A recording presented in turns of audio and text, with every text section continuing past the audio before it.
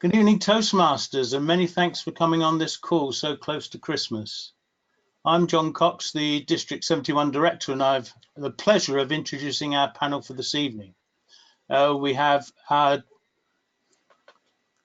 Public Relations Manager, Brenda Lannon. There's me.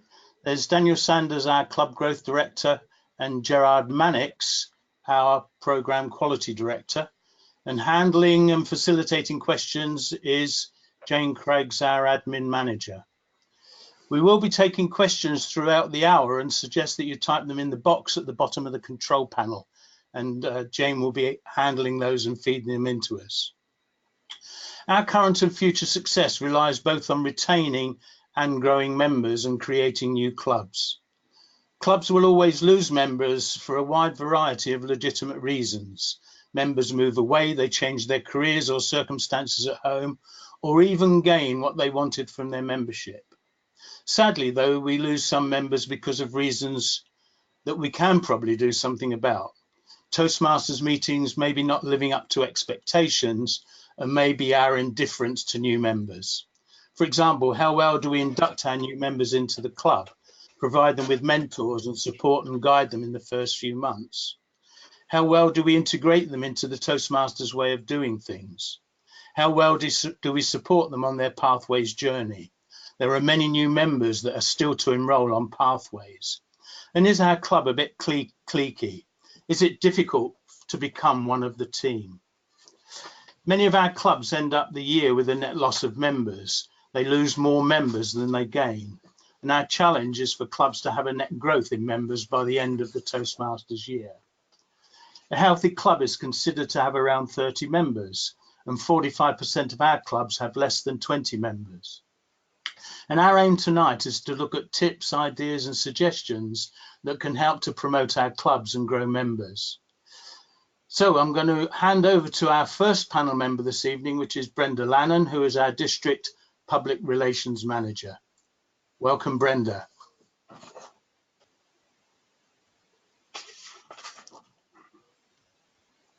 She's still muted at the moment. Thank you, John. Yes, she's on. Good evening, fellow Toastmasters, and you're all very welcome onto the call this evening. I'm going to talk a little bit about how to promote your club and using PR to attract visitors to your club. Next slide, please, John.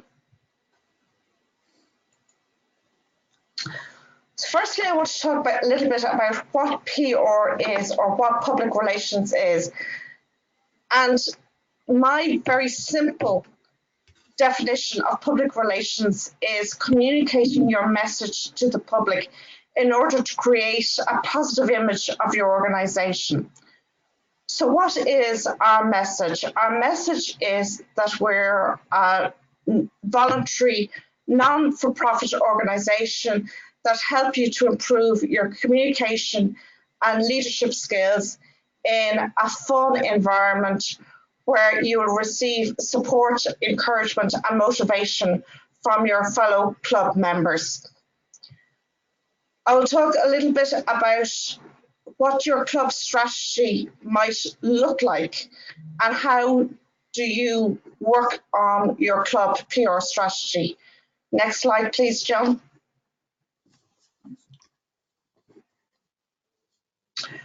So does your club have a PR strategy?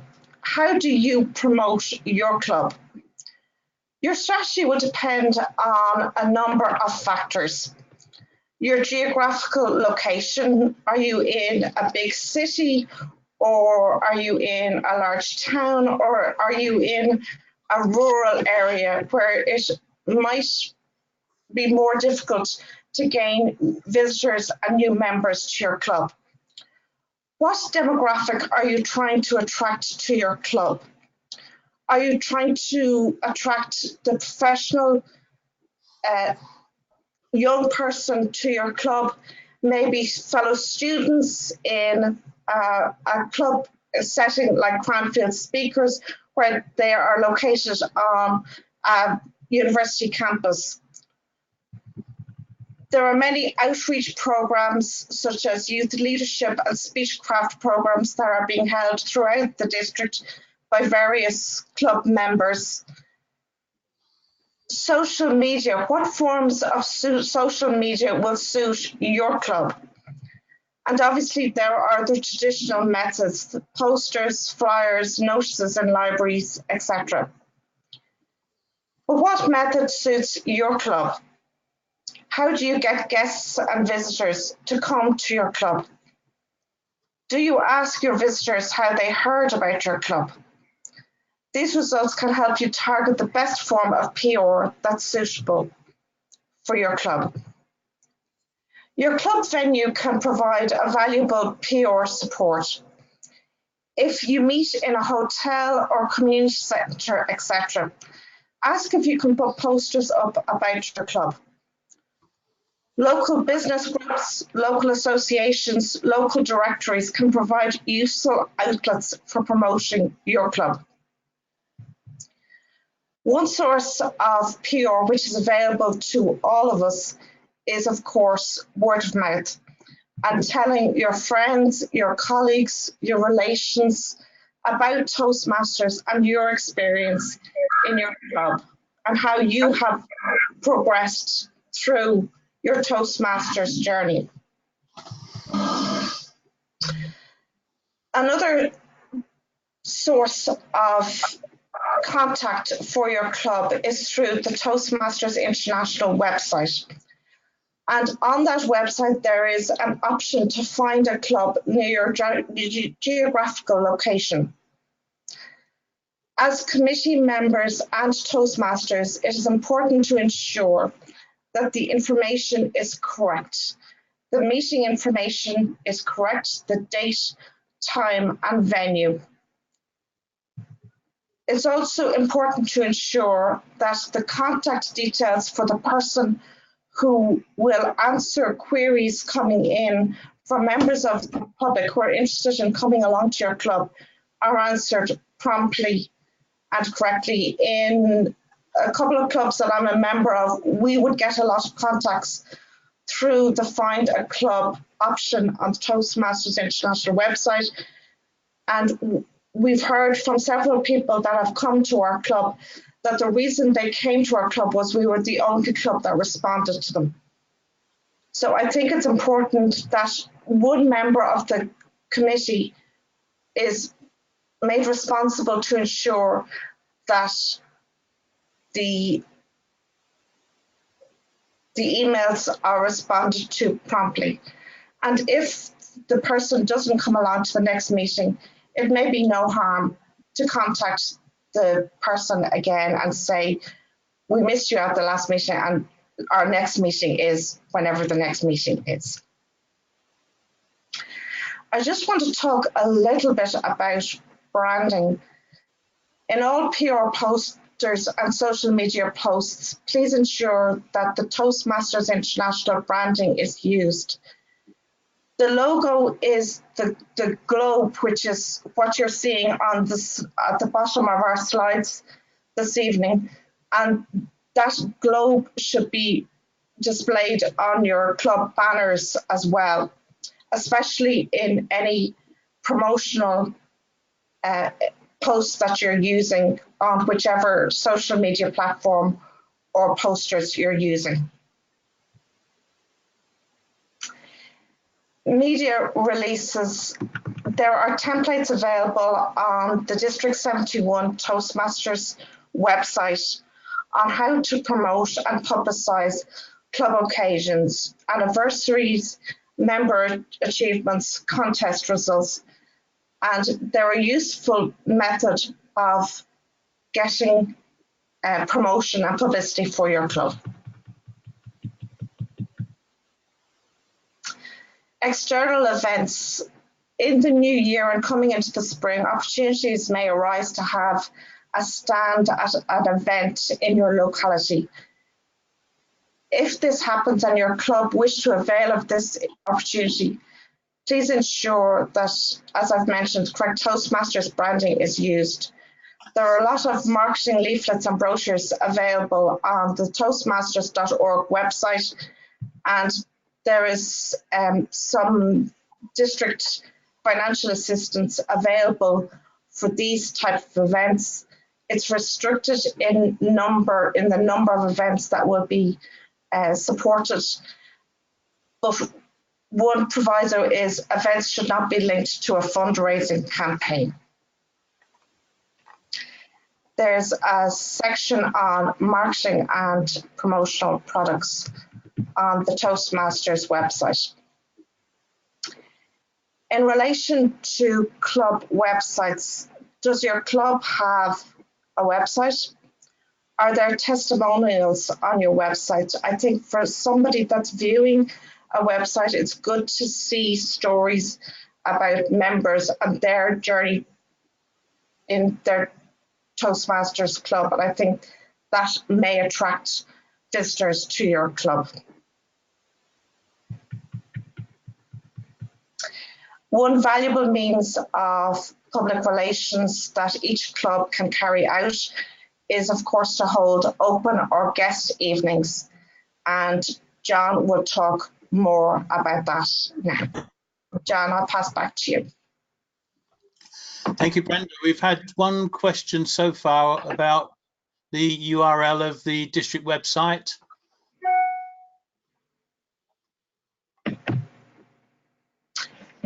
It's d71toastmasters.com. I think the other thing you mentioned, Brenda, about making use of external events is that we certainly have done in one of our clubs is they have an annual festival of words in the city, and we ran a table topic session at Speaker's Corner and invited members of the general public to take part, and we were dishing out flyers and everything then. And I know that I've seen quite a few clubs go into town centres when events are on and dishing out club flyers, which I think is a great idea. That's a great idea. Do we have any other questions? Yes, we have a question for Brenda about how to find out about financial help for promoting clubs. John, if you move on to the next slide, please. Sorry, the one after that. That's my contact details. So if the person who's asking the question would like to contact me, those are my contact details. If I can just go back to the other website address details. Yeah.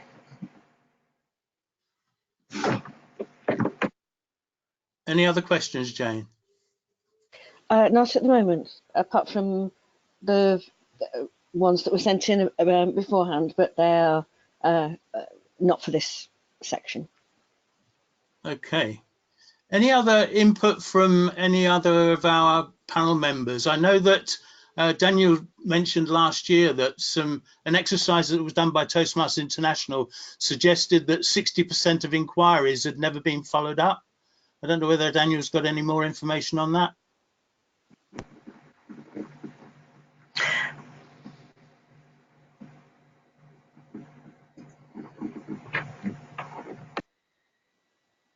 I'm not hearing anything from Daniel at the moment, so.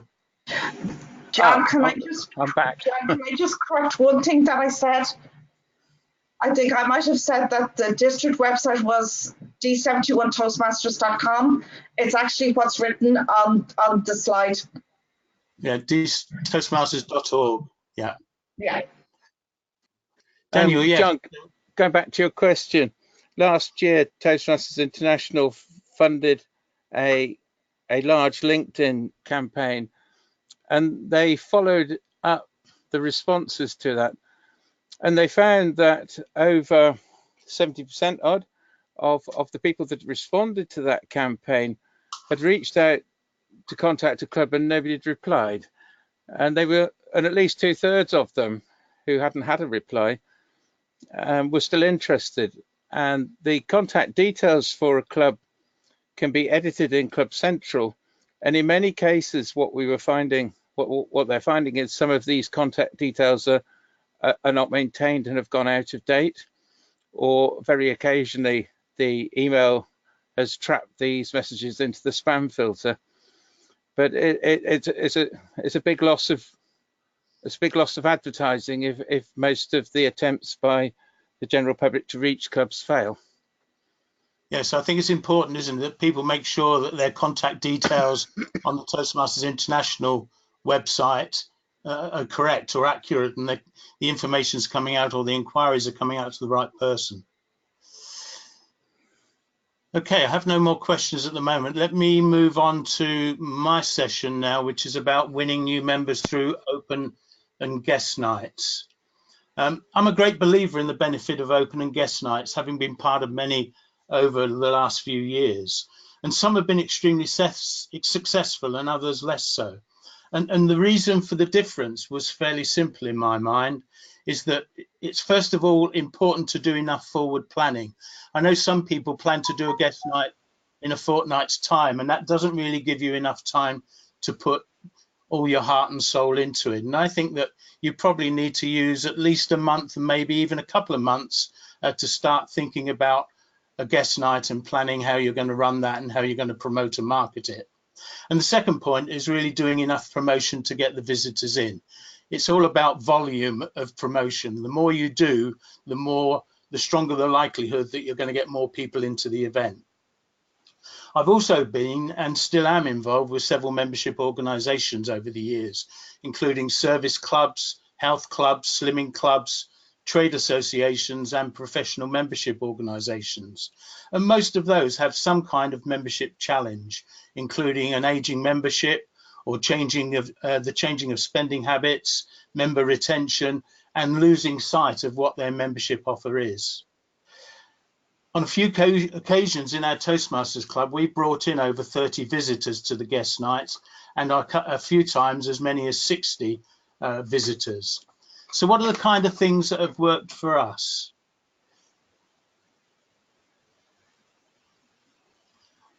I said before, I think start planning at least 2 months before the event. The other thing that's quite important is who owns the event. Who is it that owns the organisation of it? These are the kind of things that aren't easily done by a committee, and you're probably best to put the overall planning of it into the hands of an individual in the club. And it's a nice project for somebody to take on. We've used Meetup a lot, and we've found Meetup quite successful. And in one of our clubs, we've got nearly 1,000 Meetup members now, many of whom have never ever been to a meeting. But particularly, we can email regularly those people. And whenever we've emailed them about a guest night, we've had a small drip of people coming into the club. So if we've let people know that we've got a guest night on, particularly to those Meetup members that have never ever been to a meeting before, we'll certainly get a few turning up on the guest night.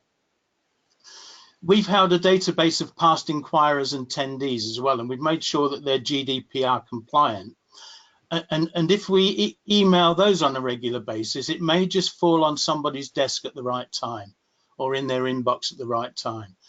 You often get people will inquire and it's never quite the right time, or they can't fit it in at this moment in time. But if that email arrives at the right time, they'll turn up at a guest night. Certainly making active use of your website and social media. And I would suggest that you post something, photos, etc. after every meeting, and show photos and pictures and wording that suggests that you're having fun in at that meeting. The more of that you can get up onto your website, the better. I would promote the guest night every week leading up to the event as well, so you're actually hitting people with information on a weekly basis. And there are good times as well when to run guest nights. I think January is a great time. Health clubs do exceptionally well in January because everyone's looking at getting fit. And I think that Toastmasters guest nights work well in January when people are reflecting on their careers or reflecting on their personal development. I also suggest that you produce a great flyer or poster and circulate it widely on social media, members' personal social media and contacts. Get it up into supermarket notice boards, health and social clubs, libraries, universities, colleges, churches, doctors' surgeries, and any event that you happen to be attending as well. Is that if you can take post flyers out and get them around on those events, then it's going to be useful. I'd use Eventbrite to record bookings, so encourage people to book for your guest night and use Eventbrite as a way of looking at who's booked on, and that'll give you some idea of who's likely to turn up on the night. I think we also need to really look after the visitors. I've suggested that you treat them like your first girlfriend or boyfriend or a guest in your home, and never underestimate the power of coffee and cakes. You could think about offering a membership discount for anybody that joins before the end of the next meeting. So again, give them some kind of offer that encourages them to join fairly quickly. And persistence. I think that this is one of those things where the more you do, the more you focus on getting people into the club, into guest meetings, guest nights, you're going to get more success. And I think it's a numbers game. The more you do, the better the results. Success will breed success.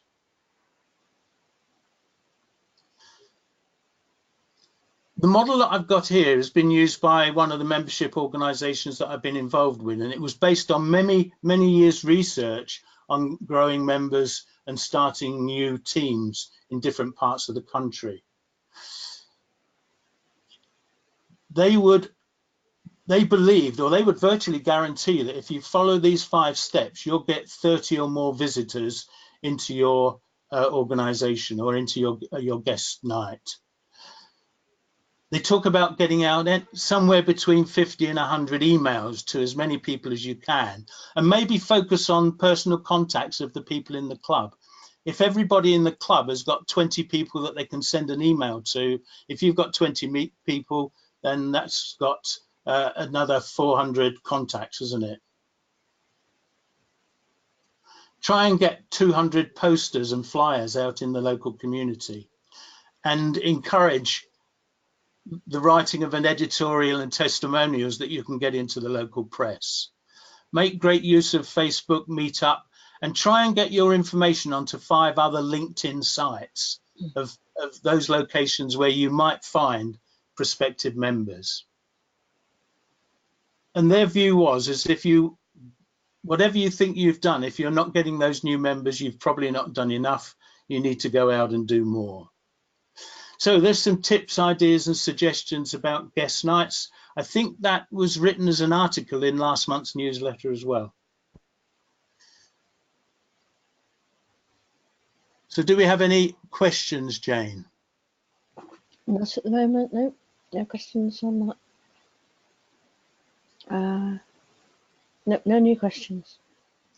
Okay, let me hand over to Daniel then. Good evening. It's Daniel Sanders here, the Club Growth Director. Next slide, please.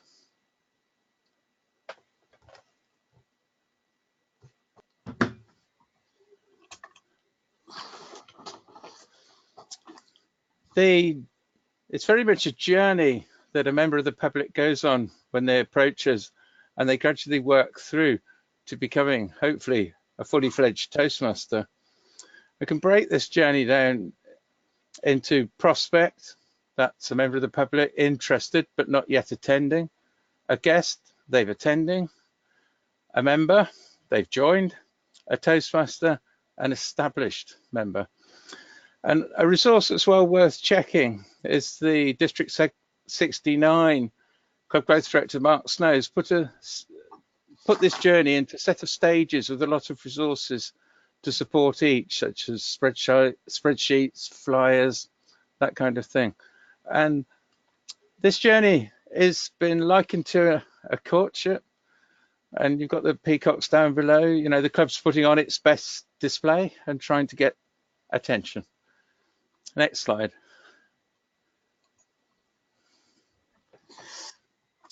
Now, the first thing is the prospect making an inquiry of the club.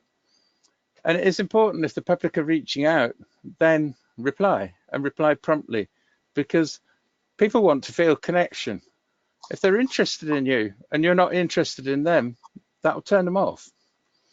And in terms of how are they going to reach out to you, and Brenda has already said it's important that where you have your contact details, they're up to date and relevant, and committee members are assigned to act on them.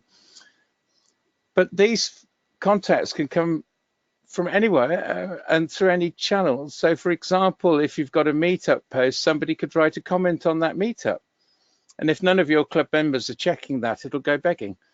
Similarly, through Facebook, a Facebook event, somebody could comment on that. Somebody could message the page directly. People may attempt to get through to you on the phone and may find that because you're working in an open plan office, all they get is an answer phone and you don't get back to them. So it's quite a challenge.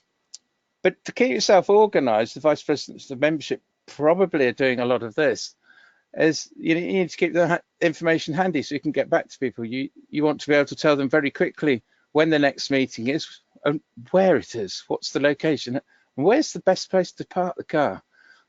You also want to have any information on prices, price of membership, that can be a big concern. And also you want to be able to explain what Toastmasters is and how it works and what they can expect. So the more you understand about Toastmasters International's mission statement, the better. And of course, having a few choice stock flyers with the information already to hand and club contact details on is also going to be a very useful thing to have at your fingertips all ready to go. And as you see at the bottom of the screen, there are 3 fairly useful resources on the main Toastmasters International website. You've got all about Toastmasters, which gives you the basic facts and figures of the organization, more detail about our mission, and at the bottom, there's a comprehensive resources library, and the link there I've put to search for marketing materials. And that's the sort of place you will get the blanks for open house flyers, for marketing flyers, and things like that, that you can quickly, with a PDF editor, customize for your own club's use. Next slide, please. And if we step back a bit, one of the important things to realize as a club, as vice president of membership, is that what you're building is a customer relationship program, effectively.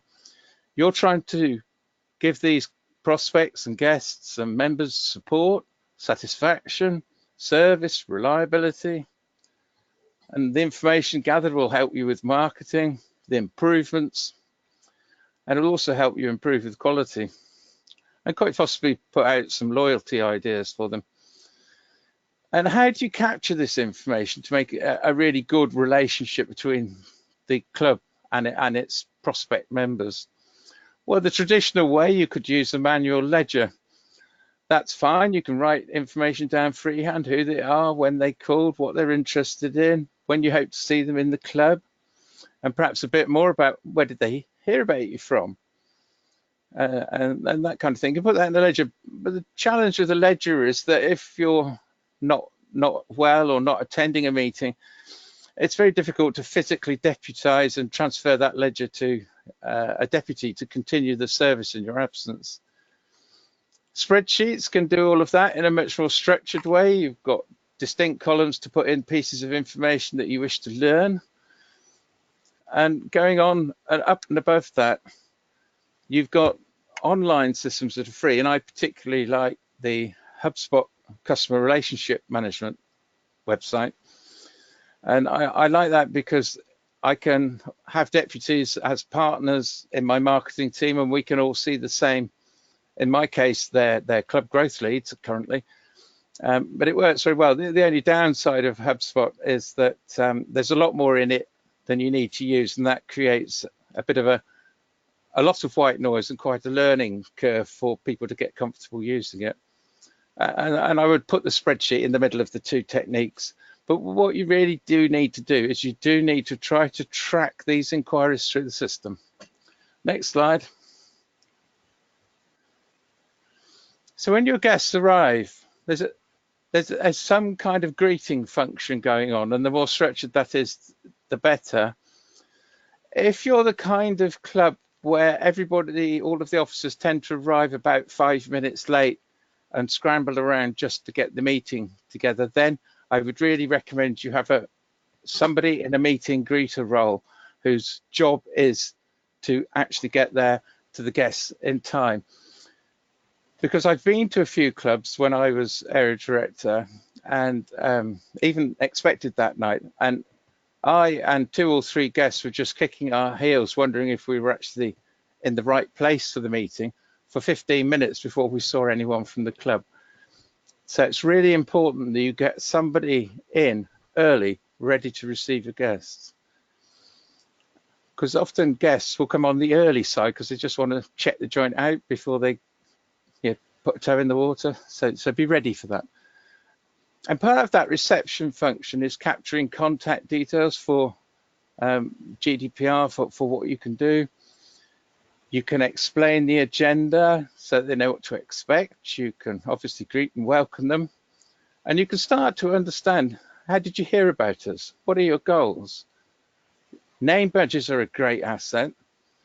And if I want to just dig a little bit deeper, before you actually pass that guest on to a member of the club, the how do you hear about us has some subtleties to it.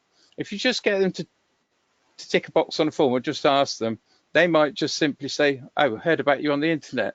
Whereas if you ask them a little bit more, you might say, well, there was a demonstration at my club's work a couple of years ago, and I thought that was very good at the time. And now I'm starting up my business, so I Googled and I found your website. So already there, you've understood that it was actually the website that did it. It was Google that did it. And before that, the fact that it was word of mouth and a demonstration in a local company that worked. So it's always worth having quite a decent conversation about how they heard about you, because that then you can feed back to the VPPR, who can start to tweak up his strategies or hers. Next. Now, as the guest goes through the meeting and as part of the meeting towards the end of leaving, you could include them in table topics if you have a well thought out table topics approach that is guest friendly. And Rick Furbish, who's in the picture, has a particularly powerful method of doing that. And the other things you can do with guests post arrival is at the end of the meeting, you can ask them for their feedback. How did they feel it went? And a lot of the clubs I know, the guests are invited up to the front and allowed to comment. And when they've commented, they get a welcome ribbon plus some information to take away with them, such as a Toastmaster magazine, an application form, and of course, an invitation to the next meeting. And one of the things in a few of the clubs is the photographs taken in the meeting are put up on Facebook, and the guests can, if they wish, be tagged into those, and that starts to create a social buzz for them. But above all, I would say the most important thing is the bottom right logo. Do follow up with the guests. It's even worth picking up the phone call in a night or two and just asking for how they really felt about it all and whether they would come back again, just to improve that connection and make it more personal and friendly. So next slide.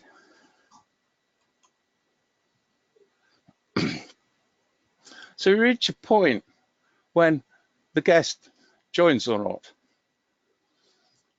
And it's up to them whether they join or not. We can offer them discounts if they join, some incentives. Some clubs have a certain limit on the number of free meetings we're prepared to offer guests. But what you can't do is start putting too much pressure on. You can't actually push. It's their free choice and it has to be right for them. And no, at any stage is a good answer for some of the people some of the time. It's a good answer. No, this is not the right thing for me now.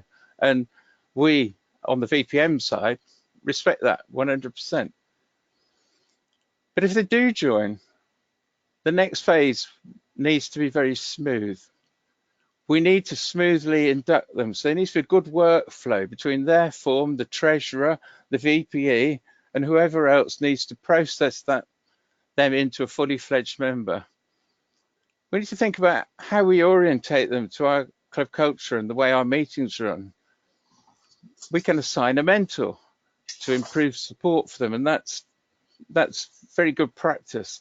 That helps that person have a point of contact to guide them through all of the nuances and idiosyncrasies of club culture.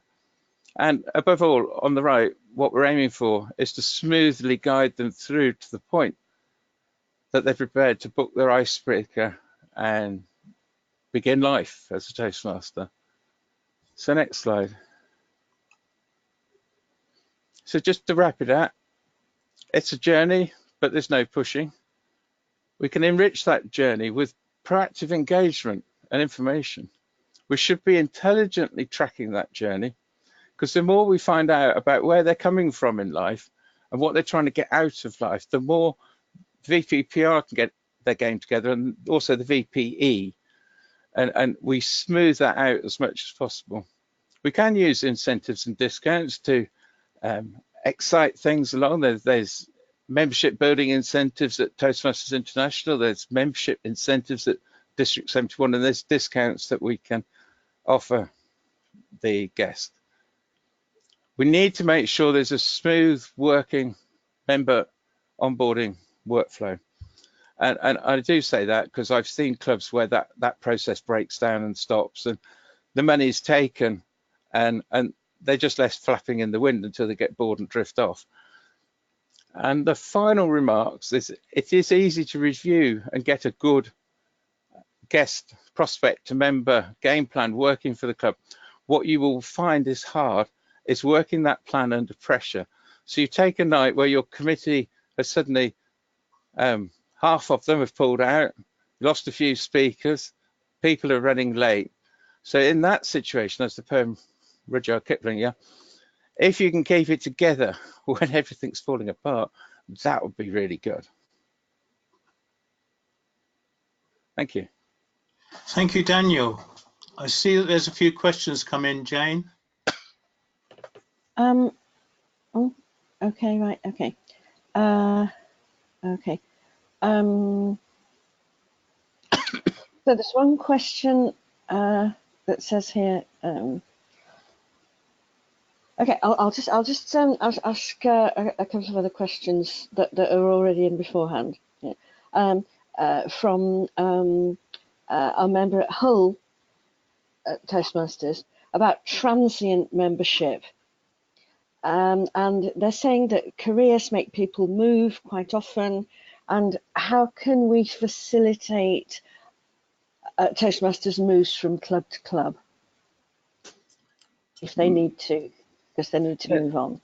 Membership is fully transferable, which isn't a problem. And the challenge tends to be that when the person moves on, that there aren't any dates and locations that are particularly convenient, but then there's always the option of talking to somebody who could perhaps start a club for that. But I think also in this transient world is that part of the challenge is that people come into Toastmasters because they want their next break. And once their confidence has improved, they've got their next break, they move on, they get the new job. Their immediate priority that for them for the next 6 months is securing that job and impressing upon the world that they can do it really well. And there often isn't a great deal of take up of transfer, probably for that reason. I think one of the things that we've done, if we know that somebody is moving to an area where there's another club, we try and actually facilitate an introduction to that club and encourage the VP membership of that club to get in touch with our member that's moving into that area and invite them to a meeting. So, you know, I think anything that we can do to try and ensure that we might lose them as a club member, but we shouldn't lose them as a Toastmaster if possible. That's I think a message that I would put out. Exactly. That leads me on to the next question about Toastmasters who join and don't stay for very long. They do 2 or 3 modules, maybe in the past got halfway through CC, or now maybe do a level, and then they leave. What sort of retention strategy can we use to not let this happen? I think we are going back to what Daniel said, is that there are always going to be people that join for a particular reason. We certainly had a member in a club who was going to be father of the bride, and he came to practice his father of the bride, or at least practice speaking, so as he could do a good father of the bride speech. And in fact, he after he had done that, he carried on as a member of the club for certainly quite a bit longer. So there are always going to be those people that come for a particular reason, and once they've satisfied that reason, they would move on. And I think we just have to acknowledge that. There are always going to be lots of different reasons for joining. I think going back to Daniel's comment about the having some kind of customer relationship management, is that if we can identify at a fairly early stage why somebody is joining and try and find a way within the club of satisfying their particular wants and needs, and recognizing that we may or may not keep them forever. You know, if we acknowledge the fact that they're not going to be somebody that's going to be with us for many years because they've got a particular need that they're trying to address, and then we may find other members that do have longer term potential. But if we understand that and know that, that's going to make life easier for us. Do you think that maybe doing a lot of recognition after a short amount of achievement would help to retain people? Yeah, and I think Pathways certainly helps us get a lot more recognition for people at various stages of their progress. I'm going to unmute Gerard now and let him come in and do his session. So, but before you do, can I chip in on that? Yeah, go on. Okay. Yeah, member retention. I think the thing to think about is think about this scenario that somebody's joined and they're a busy professional with challenging leadership demands in their own life, and they've come along to a few meetings, they've done a few table talks, they've joined, they're getting more and more relaxed and more comfortable.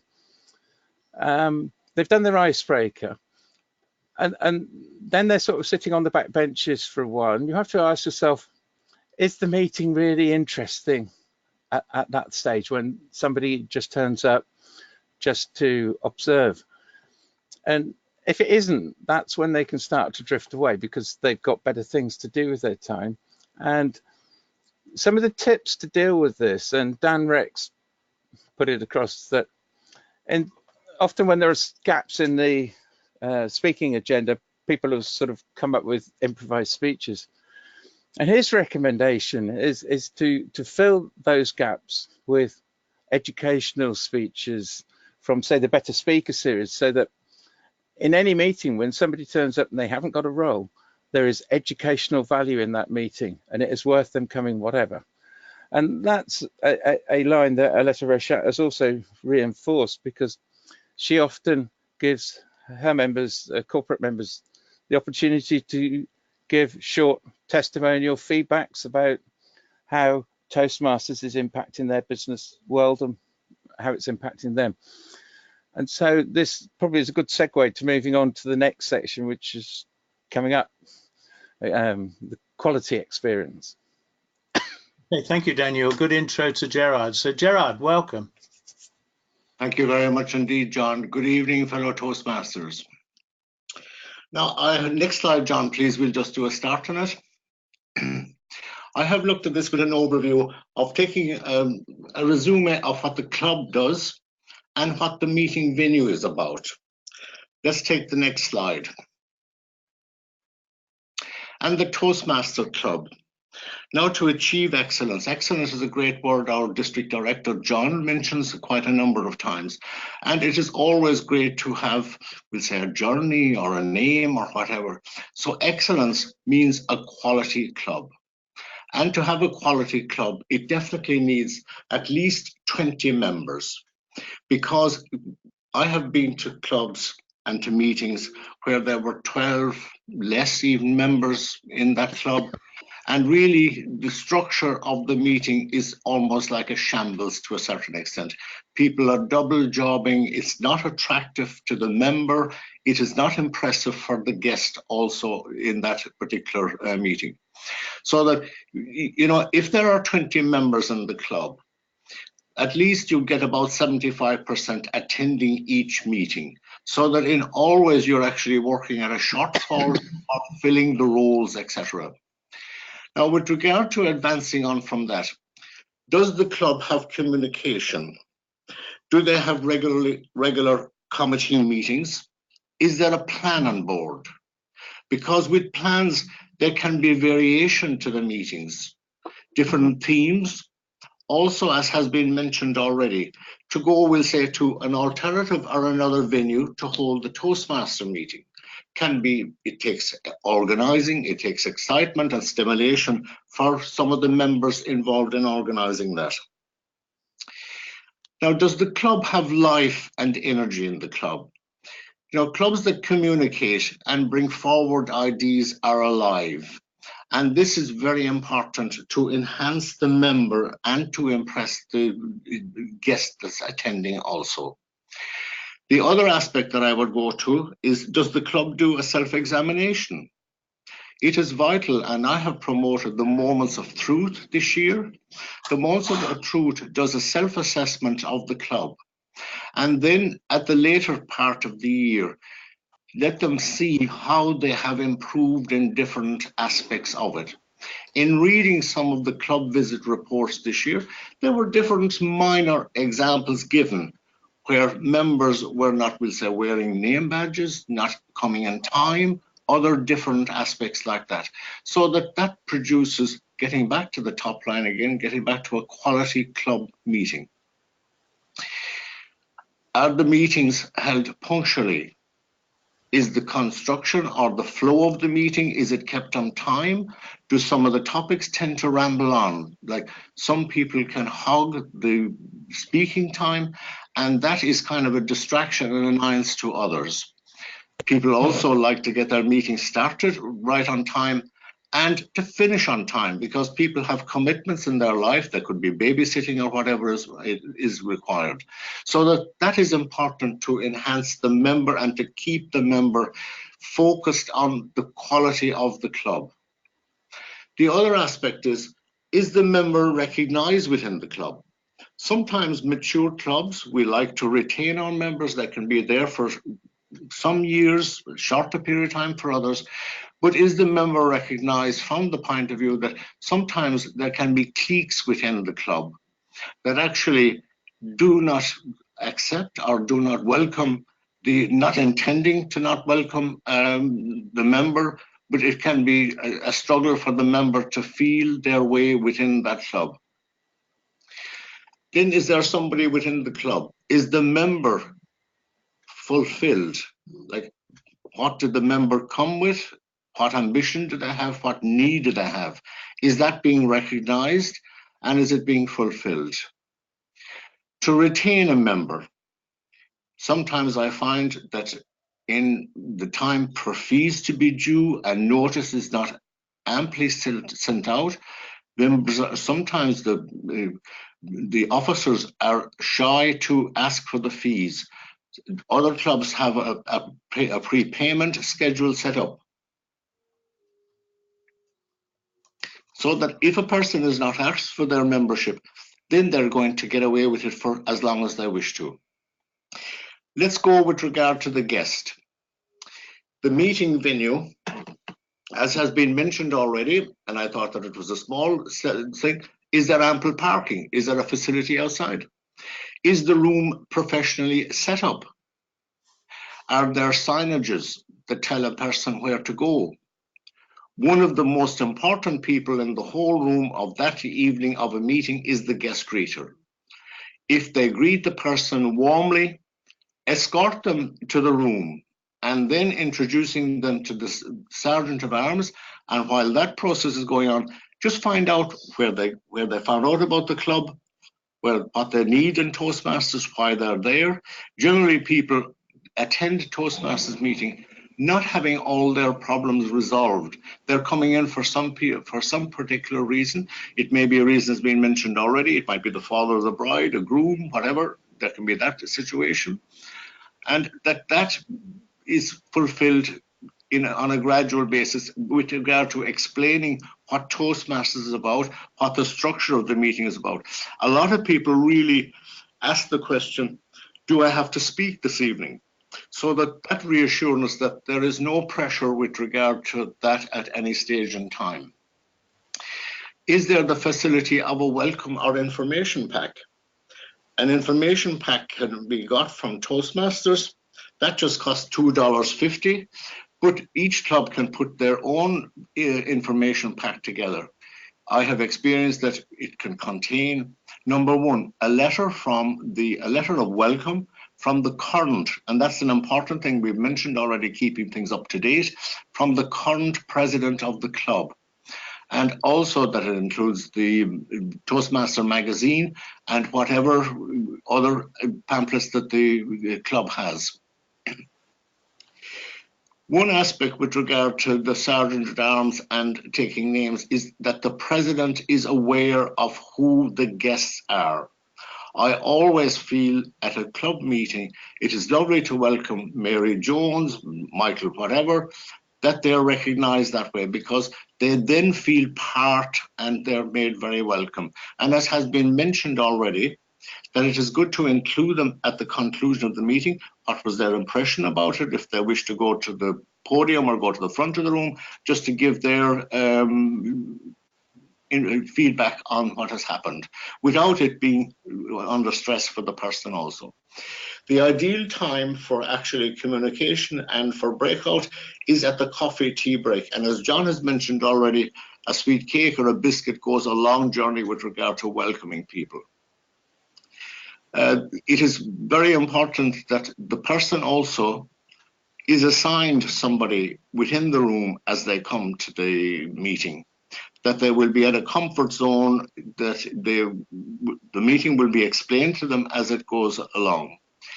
Now, just at the footnote of that page, Ralph Smedley has said, people work best in an atmosphere of fun. That is so, so true. People thrive where there is happiness and where there is joy and where it's a pleasure to fulfill the work and what they wish to attend a Toastmaster meeting for. That's kind of my overview of those two scenarios. Thank you, Gerard. Yeah. Just going back to the welcome and information pack, is that there's a really useful flyer that Toastmasters International have, which is called the benefits of being a Toastmasters member. We actually put that in our information pack. The other thing we put in an information pack is an explanation, a brief explanation of all of the roles that they see in the club that evening. So they've actually got something that is a reminder of, you know, what did the Toastmaster do? What did the grammarian do? What did the wordmaster do? So they've actually got that as well as a useful piece of information. So and that the guest gets the agenda also, and that's explained to them too, John. And what we also do in our club and some of the clubs that I've been to in my area is that we have an application form for them to become a member of Toastmasters. That's in the pack. Yeah. I don't know how legal it is, because Toastmasters International have their own application form, which I think you should make life easy for somebody to join. And I don't think that Toastmasters International application form makes it easy to join. So certainly the clubs that we have, and I don't know where it originally came from, we have a very simple one side of information, and on the back it just talks about the Toastmasters promise, and it's got the form that Toastmasters ask you to sign to release information, etc. I think a lot of clubs do that, John. We have done that too in my own club and in the other clubs that I've been about, you know, because I will agree with you with regard to the TI one is very, very lengthy. Yeah.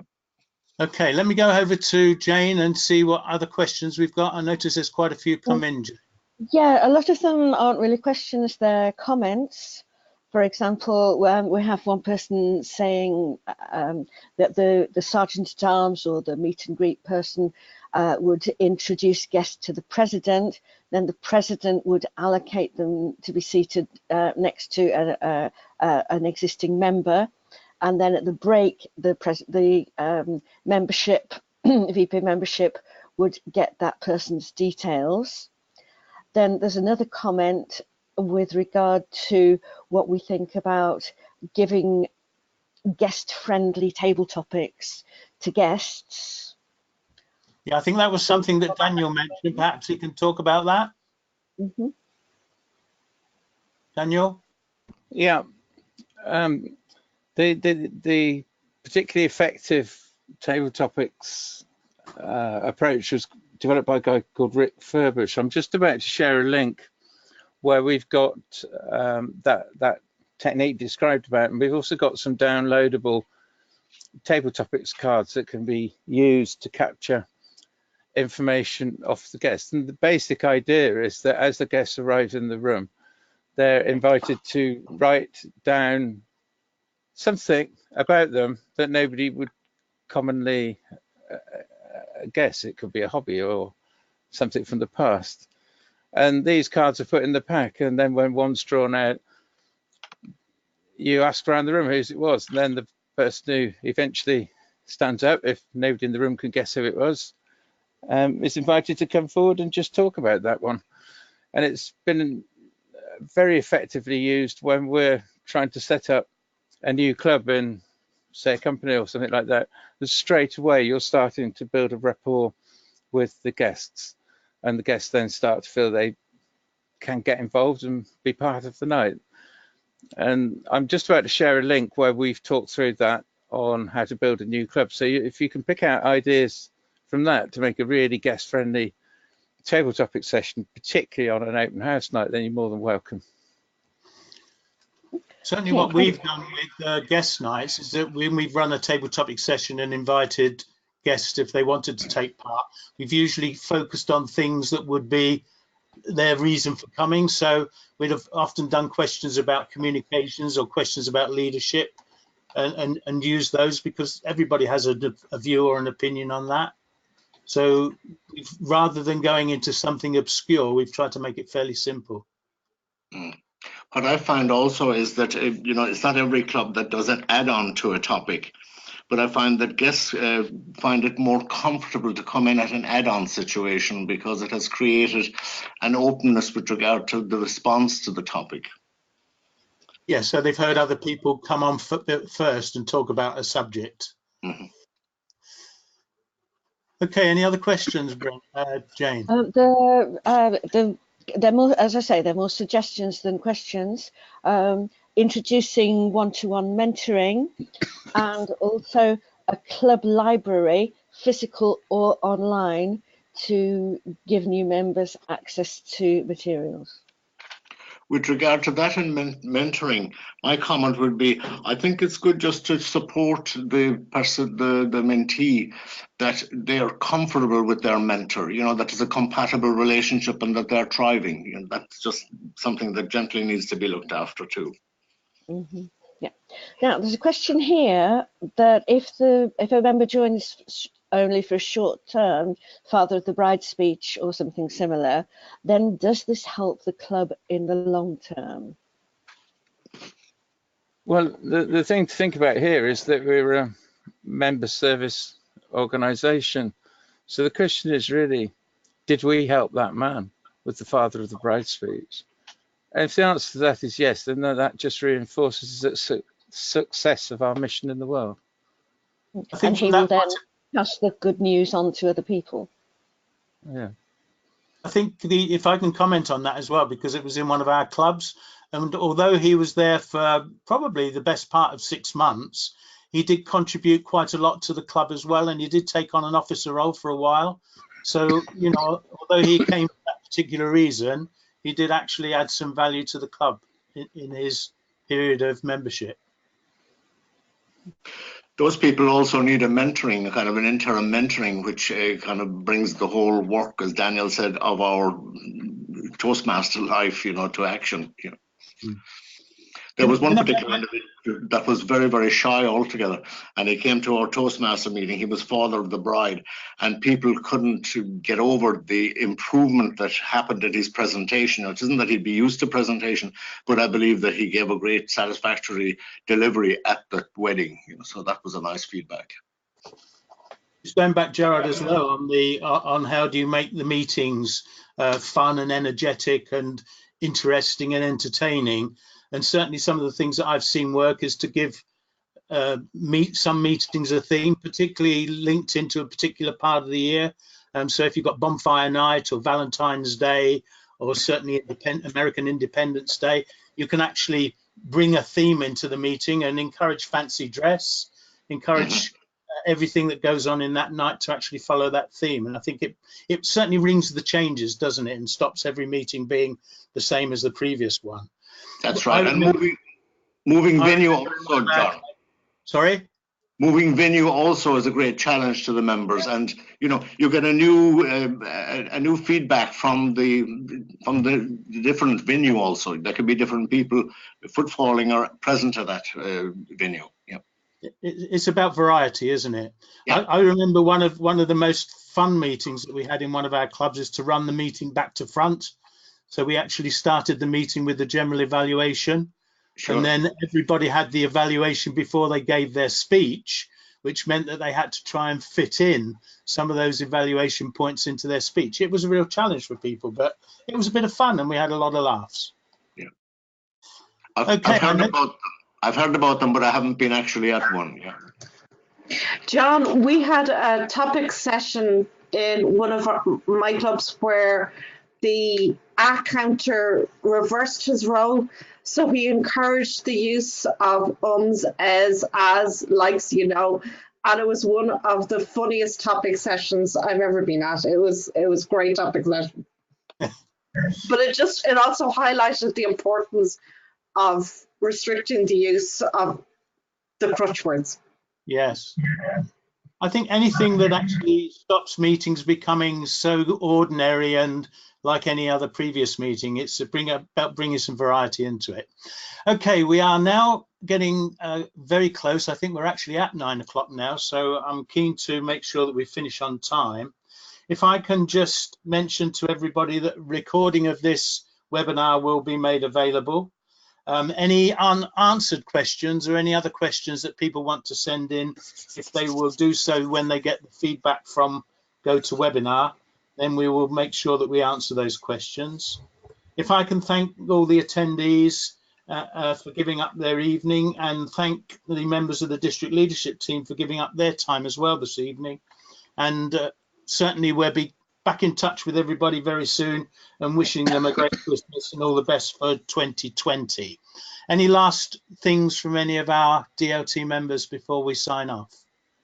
Gerard Murphy's hand's up. I don't know if he's got a concern or a question. He hasn't entered a question, so yeah. No. No, if there are any questions that we haven't answered, as I said, we will make sure that we will get back to people. And when they get the GoToWebinar feedback or conclusion, then if there's anything they want to send in, then please do so. Okay, thank you very much, everybody. Enjoy the rest of your evening and have a great week. I'm now signing off. Thank you, John. Good night. Bye-bye. Good night. Good night, everybody. Bye-bye.